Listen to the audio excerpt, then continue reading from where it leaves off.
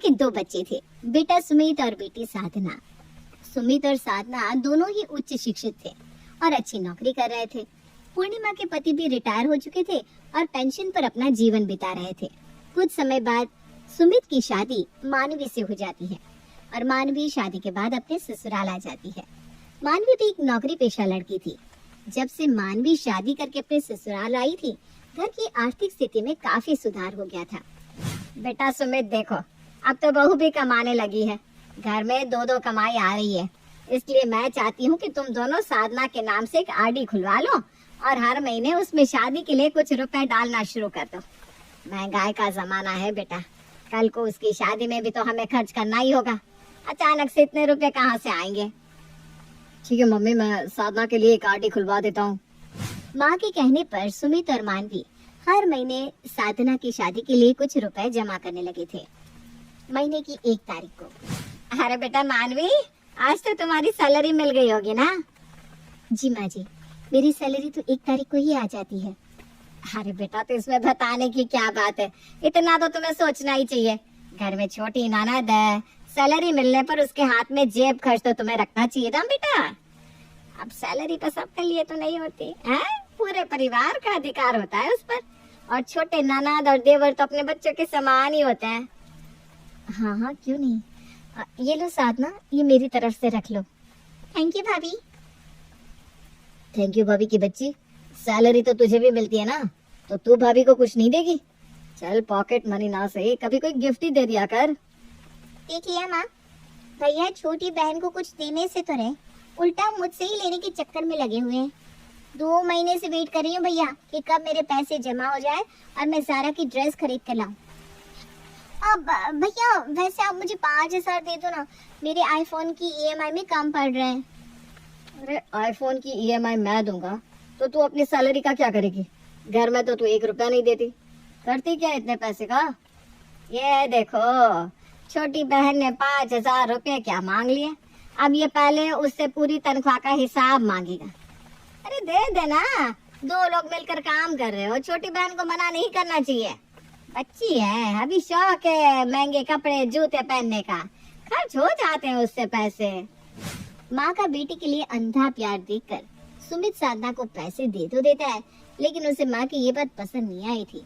थोड़ी देर बाद, देखो सुमित, हो सकता है तुम्हें मेरी बात सुनने में खराब लगे, लेकिन ये तो गलत बात हुई ना कि हम कमाए तो घर के खर्चे चलाए, ईएमआई भरे, साधना की शादी के आरडी भरे, और वो कमाए तो बस सब पैसे अपने कपड़े और जूते पर उड़ाते। ब्रांडेड कपड़े पहनने का मन तो सबका करता है सुमित, लेकिन इंसान अपनी इच्छा के अनुसार नहीं, अपनी जेब में कितना पैसा है उसके अनुसार कपड़े खरीदता है। साधना आप कोई छोटी बच्ची नहीं है, आपको बोलना चाहिए।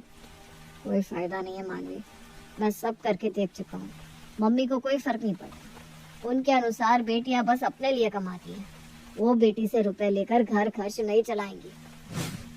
धीरे धीरे समय बीत रहा था। हर महीने घर के तमाम खर्च करने के बाद सुमित और साधना की जेब बिल्कुल खाली हो जाती थी। ऊपर से पूर्णिमा का पूरा दबाव था कि वो दोनों जल्दी जल्दी रुपया जमा करके साधना की शादी करवा दे। इतना सब करने के बाद अगर उनके पास कुछ 1,000 रुपए बचते भी, तो वो भी पूर्णिमा जेब खर्च के नाम पर अपनी बेटी को दिलवा देती। कुछ महीनों के बाद मानवी की प्रेगनेंसी की खबर आती है। सुमित, प्रेगनेंसी में नौकरी और घर एक साथ मैनेज कर पाना मेरे लिए बहुत मुश्किल हो रहा है। ऑफिस से आते आते इतनी थकान हो जाती है कि बिस्तर से उठने की ताकत भी नहीं बचती। मुझे नहीं लगता कि मैं फिलहाल जॉब कंटिन्यू कर पाऊंगी। अरे ठीक है ना, तुम्हारी तबीयत से ज्यादा तो जरूरी कुछ भी नहीं है। देखो मानवी, अगर तुम्हें ठीक फील नहीं कर रहा तो तुम जॉब छोड़ दो और घर पर आराम करो। नौकरी का क्या है, नौकरी तो बाद में भी की जा सकती है। सुमित जैसे ही ये बात अपनी माँ को बताता है, उसकी सास पूर्णिमा के ऊपर चिंता के बादल मंडराने लगते हैं। अरे बेटा, ऐसे कैसे ये मानवी नौकरी छोड़ देगी है? अरे भाई, इसकी नौकरी के भरोसे पर ही तो हमने गाड़ी खरीदी थी। कितना खर्चा है घर में, गाड़ी की किस्त भरनी होती है, मकान के लोन का ईएमआई चल रहा है, इसके अलावा साधना की शादी भी तो करनी है ना। बेटा, इतनी जल्दी क्या थी तुम्हें बच्चे की? मम्मी, आप कैसी बात कर रही हैं? अरे उसकी नाजुक हालत तो देखिए, जब तक उससे हुआ उसने किया ना, कभी घर की जिम्मेदारियों से मुंह नहीं मोड़ा उसने। लेकिन अब उसकी हिम्मत जवाब दे रही है, तो हम इस तरह उस पर दबाव तो नहीं बना सकते। और मम्मी, घर में तमाम तरह के खर्चे हैं, इसका मतलब हमारा बच्चा आने का समय गलत हो गया? माफ करना मम्मी, आपकी ये बात मुझे बिल्कुल पसंद नहीं आई। घर के खर्चों के बीच में आपको मेरे बच्चे को नहीं लाना चाहिए था। अरे बेटा, घर में जितने खर्चे हैं तो अकेला मैनेज नहीं कर सकता, मुझे बस इसी बात की चिंता है। और बेटा, हमने भी तो बच्चे पैदा किए हैं, दुनिया की हर औरत करती है ना। माँ बनने का मतलब ये तो नहीं कि सब छोड़ छाड़ कर घर पर बैठ जाए। अरे इतनी अच्छी नौकरी रोज रोज थोड़ी ना मिलेगी। मम्मी, आपको बस नौकरी ही नजर आ रही है। अरे आप शादी करके बहू लाई थी, सबसे पहले उसके बारे में सोचिए ना। माँ की दलीलों का बेटे सुमित पर कोई असर नहीं हुआ। महीने के अंत आते आते सुमित का हाथ बहुत तंग हो गया था। पापा, फिलहाल तो कुछ महीने मानवी नौकरी नहीं करेगी, लेकिन घर के खर्च तो हमें मैनेज करने ही पड़ेंगे ना। इसलिए जब तक मानवी घर पर है, घर के खर्च में आप मदद कर दीजिए। बेटा, मुझे तो रिटायरमेंट के बाद बस ये पेंशन मिलती है, और इस पेंशन को भी तुम ले जाओगे तो कैसे होगा? बेटा, साल 1.5 साल में साधना की भी तो शादी करनी है। तू ही बता, साधना की शादी के समय किसके यहाँ जाकर हाथ फैलाएंगे हम लोग? सोचा था बहू की सैलरी से साधना की शादी के लिए पैसे जमा हो जाएंगे, लेकिन बहू तो पहले ही नौकरी छोड़कर बैठ गई। पिता का जवाब सुनकर सुमित हैरान परेशान सा होकर अपने कमरे में आ जाता है। समझ में नहीं आ रहा क्या करूं और क्या नहीं। अरे घर में इतनी तंगी है लेकिन किसी को कुछ नजर ही नहीं आ रहा। साधना, देखो मुझे घर चलाने में बहुत दिक्कत हो रही है, तुम्हें भी अच्छी खासी सैलरी मिलती है। जब तक तुम्हारी भाभी घर पर है, घर खर्च में तुम मदद कर दो। अरे कैसी बेटों की बात कर रहा है? वो कहाँ से पैसा देगी? बेटियों से पैसे लेकर घर नहीं चलाए जाते। जिस बेटी ने इस घर में जन्म लिया वो घर के खर्चों में कंट्रीब्यूट नहीं कर सकती, लेकिन जो अभी साल भर पहले शादी करके इस घर में आई है, उसकी पूरी सैलरी पर आप अपना अधिकार जमाते हैं। ये कहाँ की समझदारी है माँ? ये तो नाइंसाफी है। और ये खर्चा क्यों नहीं दे सकती? कोई मुझे बताएगा ये करती क्या है अपनी पूरी सैलरी का? भैया, मैं तो खुद आपसे अपने आईफोन की ईएमआई मांगने के लिए आने वाली थी, आप उल्टा मुझसे ही पैसा मांग रहे हैं। मैं पैसे कहाँ से लाऊंगी? क्यों, तुम्हारी सैलरी कहाँ चली गई? मैं कोई ईएमआई नहीं देने वाला। 1 लाख का फोन तुमने खरीदा है तो खुद भुगतो। अरे ये किस तरह से बात कर रहा है तू मेरे बिटिया के साथ? और मैंने ही मना किया है उसको घर में कोई भी पैसे देने के लिए। अरे बच्ची है, इतनी मेहनत से कमा रही है, उसकी कोई जिम्मेदारी उठाने की उम्र है क्या? माँ, मुझसे बस 2 ही साल छोटी है ये, कोई 12 साल की छोटी बच्ची नहीं है जो अपनी सैलरी खेलने कूदने में उड़ा दे।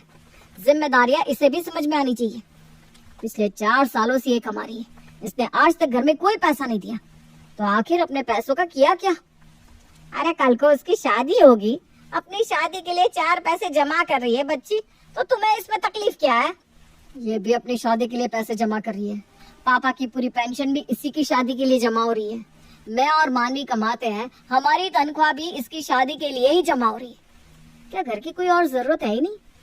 हमारा पूरा परिवार मिलकर एक साधना की शादी के लिए कमा रहा है। आज हम रोटी खाए या ना खाए, लेकिन साधना की शादी के ठाट बाट में कोई कमी नहीं आनी चाहिए। आपको पता भी है माँ, घर में कितना खर्चा है।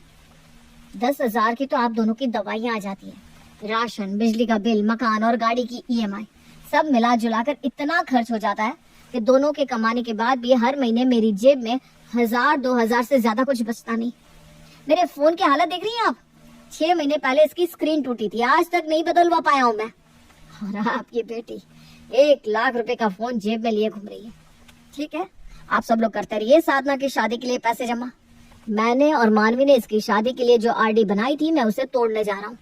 अरे ऐसे कैसे तोड़ देगा? मेरी बेटी का पैसा है वो। माँ, 50,000 रुपए महीना कमाती है आपकी बेटी। 1 लाख का पर्स और 50,000 की घड़ी पहनना छोड़कर अगर जमीन पर पैर रखकर चलेगी ना, तो 2 साल में अच्छा खासा पैसा जमा कर लेगी। अरे तो इसकी शादी का सारा पैसा इसी से लूंगी क्या? बेटे से तो ले सकती है, तो बेटी से क्यों नहीं ले सकती?